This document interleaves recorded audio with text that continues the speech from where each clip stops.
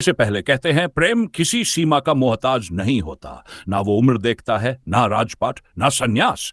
जब आत्मा किसी आत्मा को पहचानती है तो हर बंधन खुद ब खुद टूटने लगते। एक रानी जिसके पास सब कुछ था, धन, वैभव, सेवा, सम्मान, पर दिल खाली था। और फिर उसकी जिंदगी में आया एक साधु जिसके पास कुछ नहीं था सिवाय उस शांति के जिसे रानी बरसों से तलाश रही थी।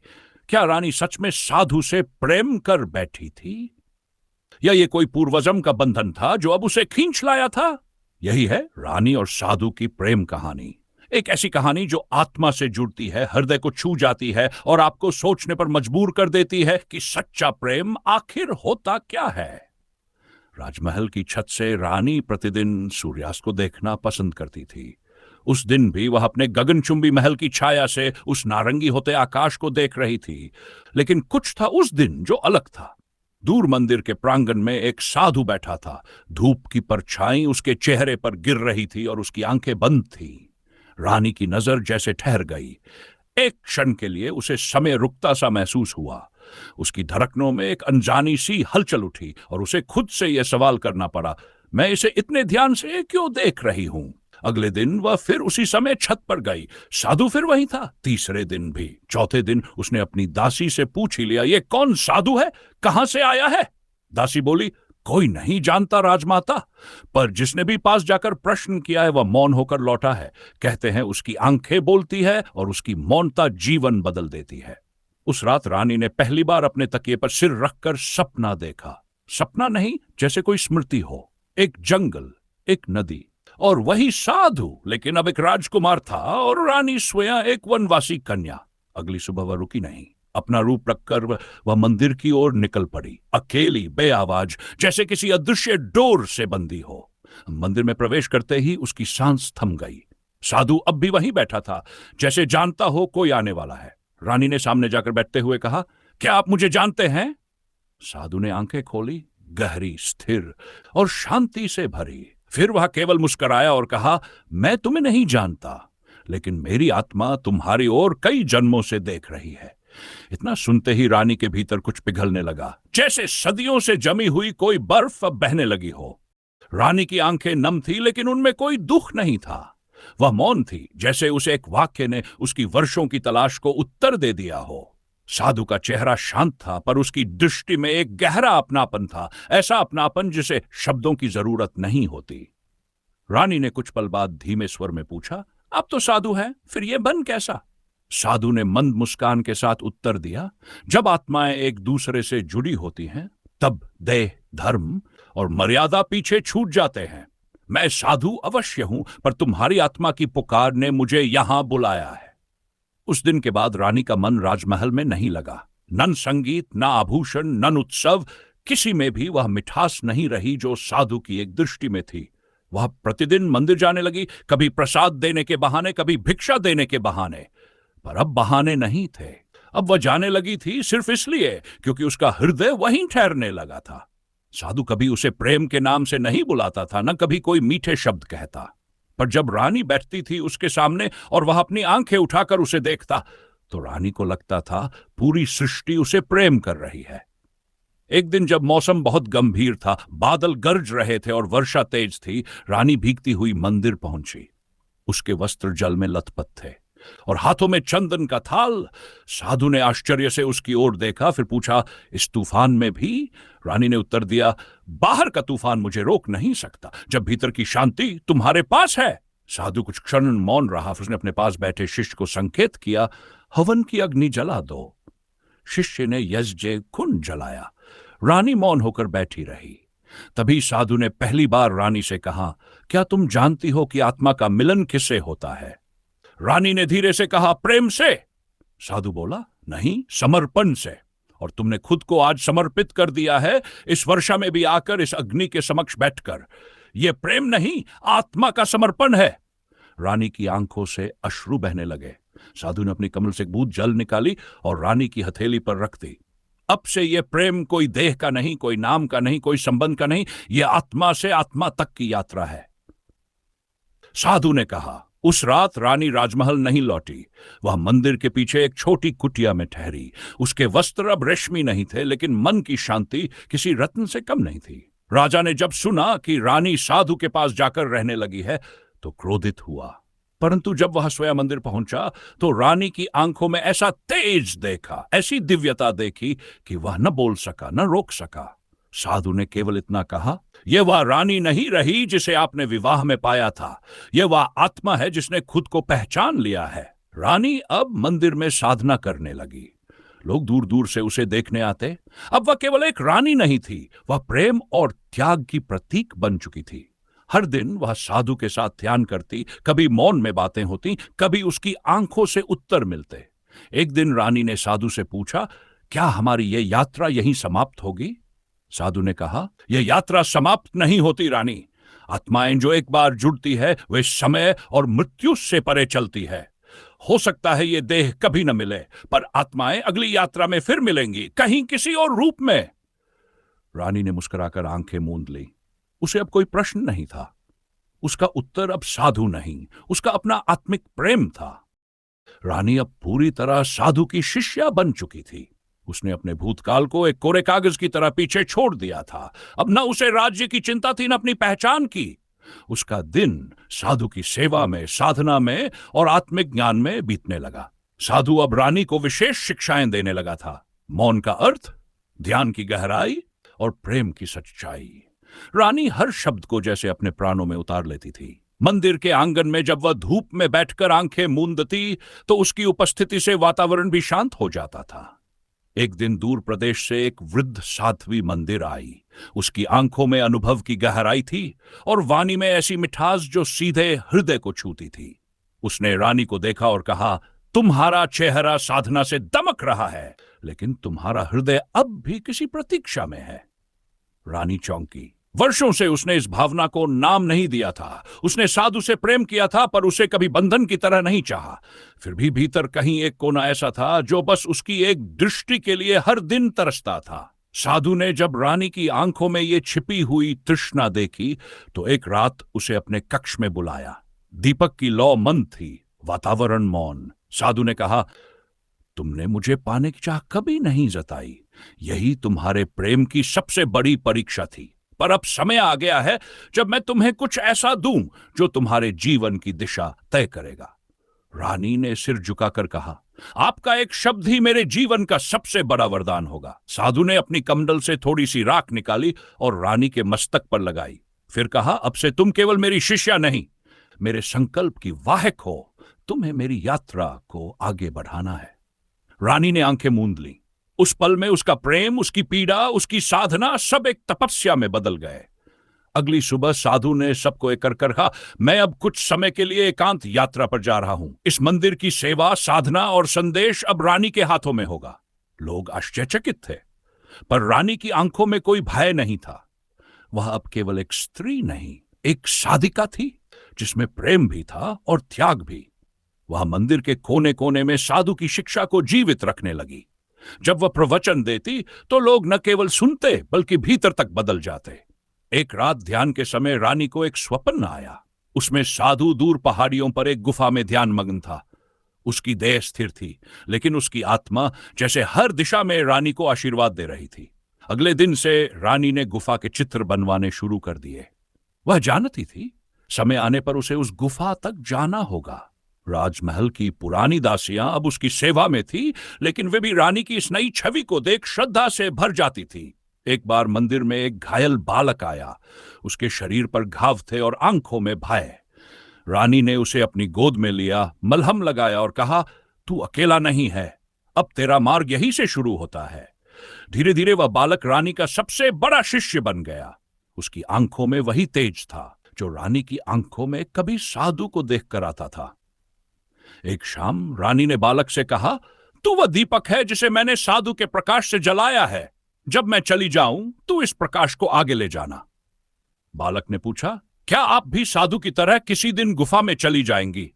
रानी ने हंसकर कहा, नहीं, मैं तो उसी राह पर हूं जिस पर वे गए थे। फर्क बस इतना है, उन्होंने आत्मा से प्रेम किया था और मैंने आत्मा बनकर प्रेम को जिया। रानी अब एक नई भूमिका में थी, जहां वह केवल साधु की शिष्या नहीं रही थी, बल्कि अब वह खुद एक साधना का प्रतीक बन चुकी थी।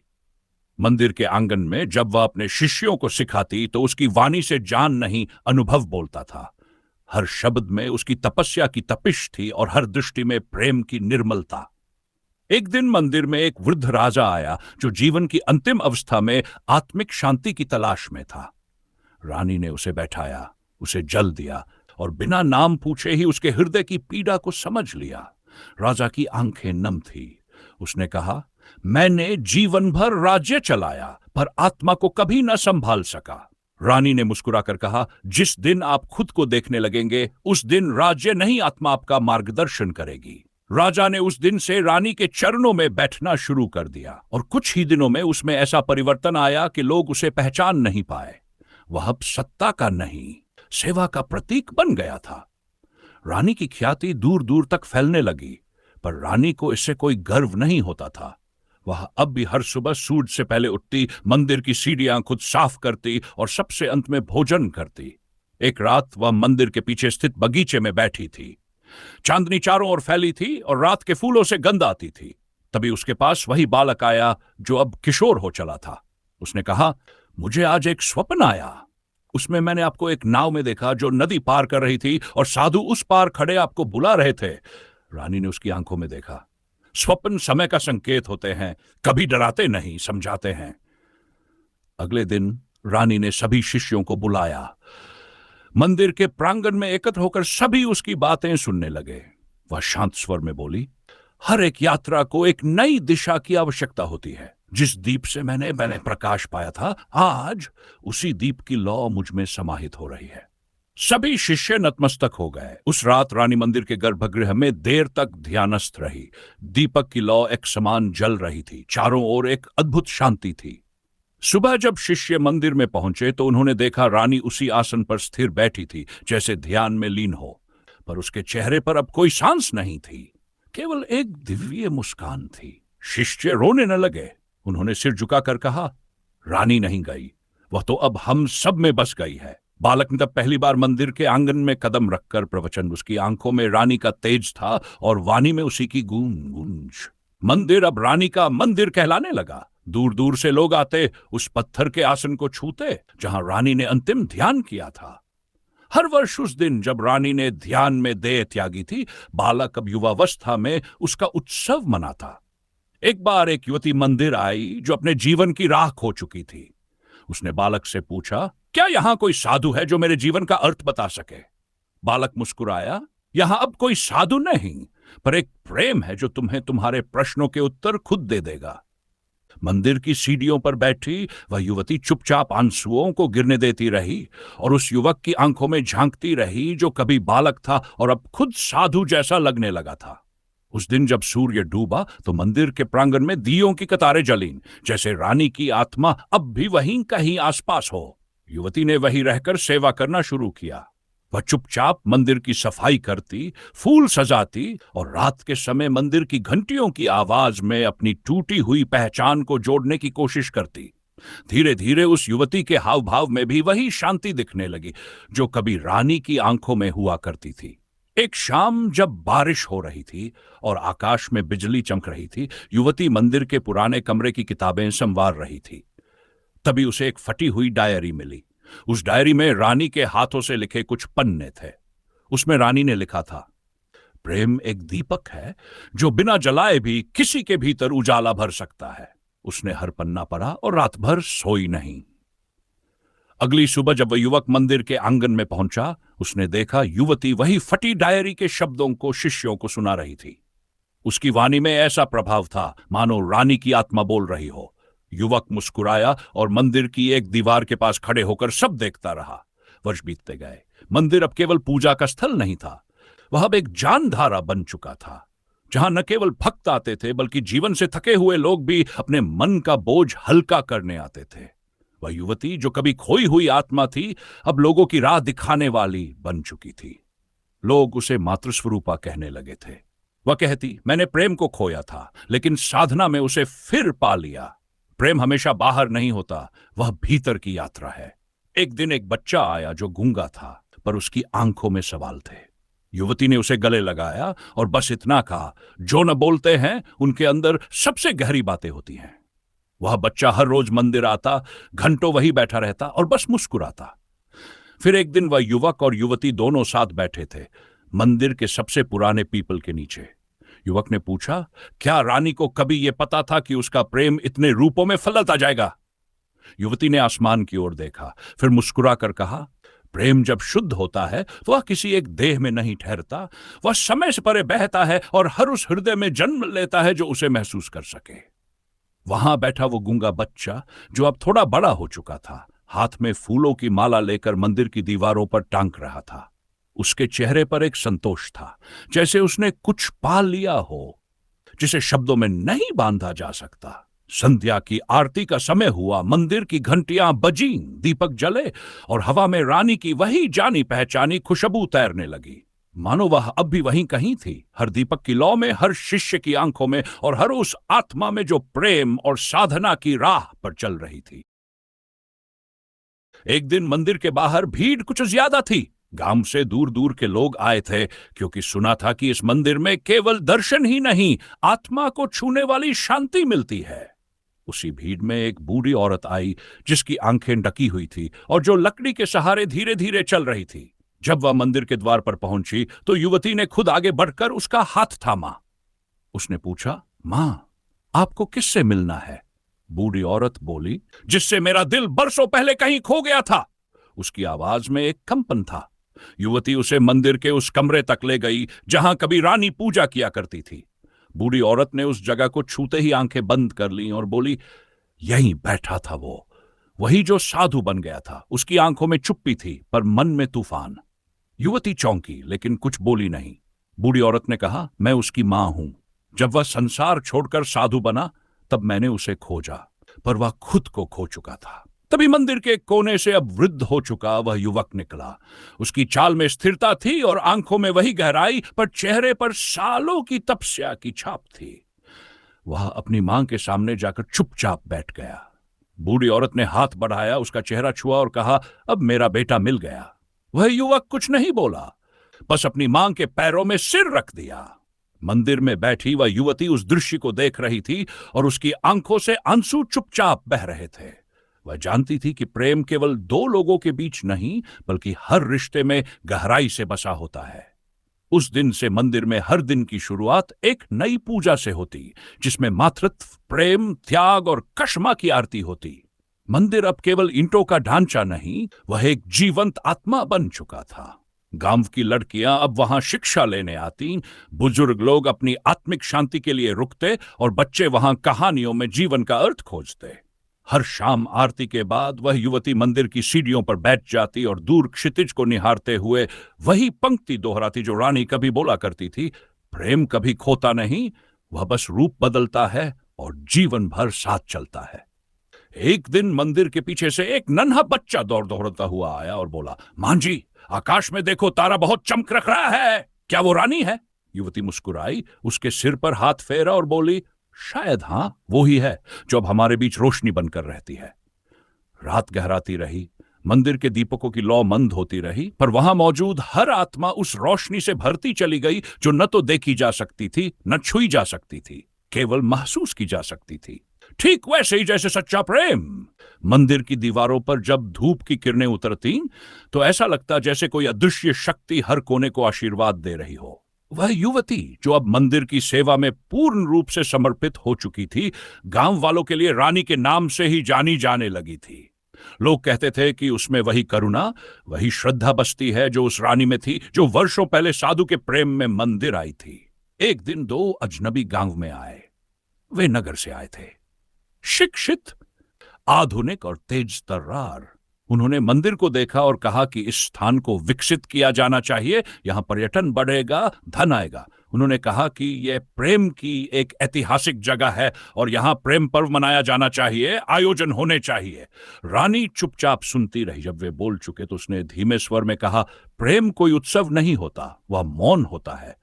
यहां जो प्रेम पलता है वह तामझाम से नहीं, मौन से जीवित रहता है। इस मंदिर को प्रचार नहीं, प्रार्थना चाहिए। उन अजनबियों ने बात नहीं मानी और गांव में लोगों को बहकाने लगे। कुछ लोग लालच में आ गए तो कुछ भ्रम में। मंदिर को सजाने संवारने का काम शुरू हुआ, रंग बिरंगी बत्तियां लगने लगीं, संगीत की गूंज उठी और वह मौन टूटने लगा जिसे रानी ने बरसों से संजोया था। एक रात रानी मंदिर की सबसे ऊंची सीढ़ी पर बैठी थी और दूर आकाश को निहार रही थी। उसके पास वही साधु बैठा था जो अब वृद्ध हो चुका था, पर उसकी आंखों में अब भी तपस्या की आग जलती थी। रानी ने उसकी ओर देखा और कहा, क्या हमने कुछ खो दिया? साधु ने मुस्कुराकर कहा, नहीं, जो सच्चा है वह खोता नहीं। वह इन सब आवाजों के पार बैठा प्रतीक्षा करता भी है, थक जाएंगे, प्रेम फिर से लौटेगा। तभी मंदिर के द्वार पर कुछ छोटे बच्चे आए।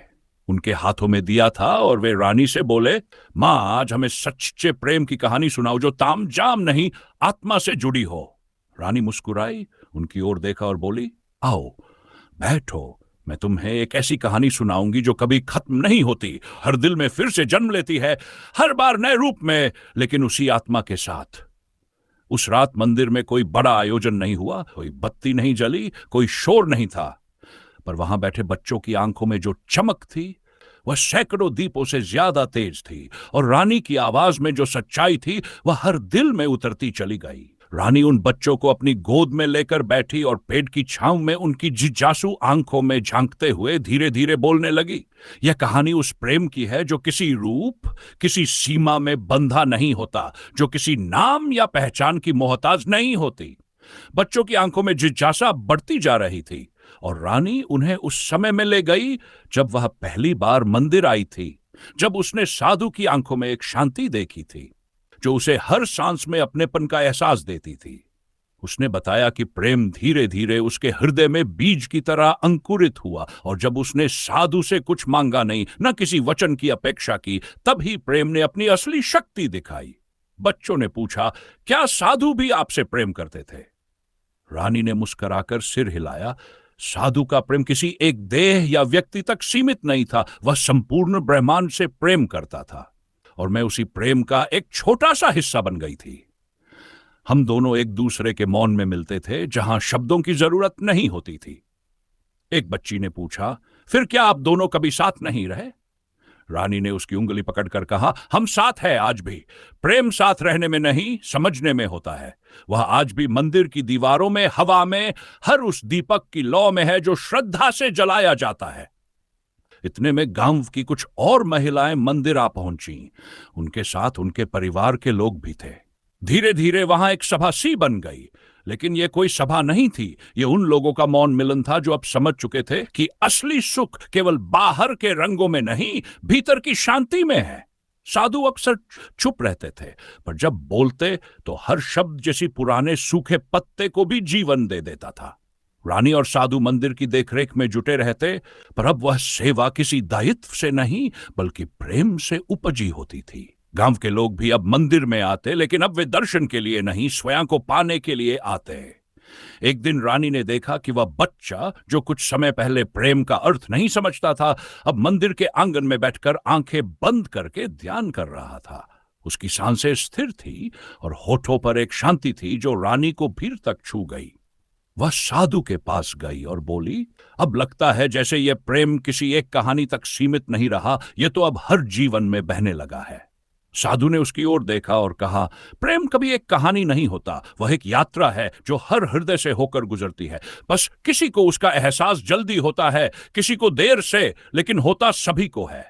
रानी अब गांव के बच्चों को हर दिन मंदिर बुलाती थी और उन्हें केवल पूजा पाठ ही नहीं सिखाती थी, बल्कि जीवन के छोटे छोटे रहस्य भी समझाती थी। वह कहानियां सुनाती जो उसने साधु से सुनी थी, कुछ ऐसी भी जो उसने अपने अनुभवों से सीखी थी। उसकी आंखों में अब वह चमक थी जो किसी ने संतोष से पाई हो, और उसके होंठों पर हमेशा एक हल्की मुस्कान होती थी जो सामने वाले को सुकून दे जाती थी। साधु अब वृद्ध हो चले थे, लेकिन उनकी चाल में अब भी स्थिरता थी और आंखों में वैसी ही गहराई। वह अक्सर मंदिर के पीछे लगे नीम के पेड़ के नीचे बैठते थे, जहां से सूरज की हल्की किरणें छनकर आती थी और उनके चेहरे पर एक दिव्यता बिखेर देती थी। रानी रोज सुबह उनके लिए गंगा जल लाती थी, तुलसी के पत्ते चुनकर देती थी, लेकिन दोनों के बीच कभी कोई औपचारिकता नहीं रही। उनका रिश्ता अब शब्दों से परे हो गया था। एक दिन गांव में एक संकट आ गया। नदी का पानी बढ़ गया था और कई घर डूबने की कगार पर थे। लोग डर के साये में जी रहे थे। गांव के मुखिया परेशान थे, पर तब रानी ने सबको एकत्र किया और कहा, डर से भागो मत, उससे समझो। प्रकृति कोई दुश्मन नहीं, वह तो हमारी परीक्षा ले रही है। उसने बच्चों, महिलाओं और पुरुषों के साथ मिलकर एक योजना बनाई, कैसे लोग ऊंचे स्थानों पर शरण ले, कैसे अनाज और पानी की व्यवस्था हो, और कैसे हर दिन मंदिर में प्रार्थना के साथ सबकी शक्ति को एक सूत्र में बांधा जाए। साधु ने भी मंदिर का आंगन लोगों के लिए खोल दिया। वहां रहने, खाने, ध्यान करने और आत्मबल बढ़ाने की सारी हरी व्यवस्था कर दी गई। धीरे धीरे लोगों में एकता आई और वही गांव जो कभी अलग अलग गुटों में बंटा हुआ था, अब एक परिवार बन गया। संकट टल गया, बारिश थमी और नदी फिर से शांत हो गई। लेकिन अब वह गांव पहले जैसा नहीं रहा। वहां के लोग बदल चुके थे। अब हर घर में एक दीपक जलता था, जो केवल रोशनी के लिए नहीं, प्रेम, करुणा और एकता के प्रतीक के रूप में जलाया जाता था। एक शाम रानी मंदिर की सीढ़ियों पर बैठी थी। आकाश में हल्के बादल थे और हवा में भीगी मिट्टी की खुशबू थी। तभी एक युवती आई और बोली, मां, आपसे कुछ पूछना है। क्या प्रेम सच्चा होता है अगर वह एक तरफा हो? रानी ने उसकी आंखों में देखा और मुस्कुरा दी। जिस प्रेम में स्वार्थ नहीं होता वह कभी अधूरा नहीं होता। एक तरफा प्रेम भी पूर्ण होता है अगर वह सच्चा हो। वह युवती कुछ समझ पाई या नहीं, ये रानी नहीं जानती थी, पर उसने महसूस किया कि उसका एक और अंश उस युवती में बस गया था। प्रेम का बीज फिर किसी नए हृदय में बोया जा चुका था। रात गहरा रही थी, लेकिन मंदिर पे सहज प्रकाश फैला रहा।